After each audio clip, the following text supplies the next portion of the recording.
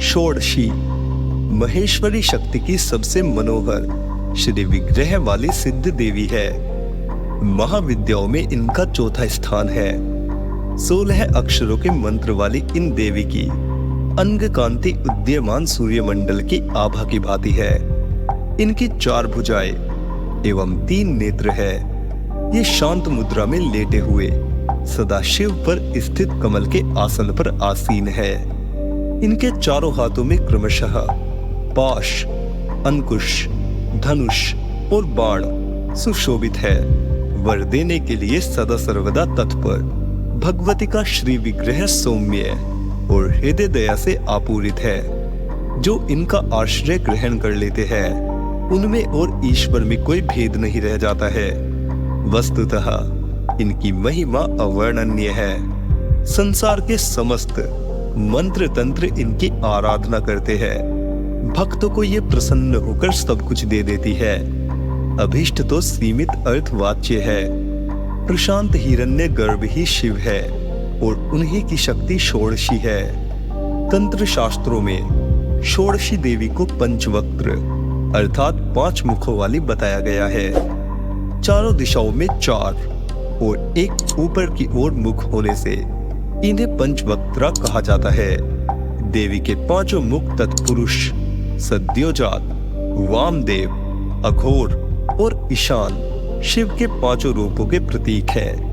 5 दिशाओं के रंग क्रमशः हरित, रक्त, धूम्र, नील और पीत होने से ये मुख भी उन्हीं रंगों के हैं। देवी के 10 हाथों में क्रमशः अभय, टंक, शूल, वज्र, पाश, खड्ग, अंकुश, घंटा, नाग और अग्नि है। इनमें षोडश कलाएं परिपूर्ण रूप से विकसित है, अतएव ये षोडशी कहलाती है। षोडशी को श्री विद्या भी माना जाता है।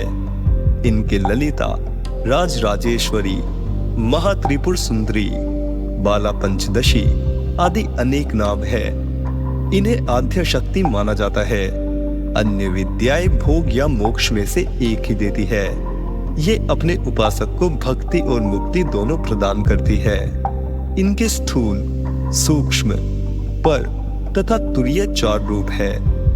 एक बार परम्बा पार्वती जी ने भगवान शिव से पूछा, भगवान, आपके द्वारा प्रकाशित तंत्र शास्त्र की साधना से जीव के आदि व्याधि, शोक, संताप, दीनताहीनता तो दूर हो जाएंगे, किंतु गर्भवास और मरण के असह्य दुख की निवृत्ति तो इससे नहीं होगी।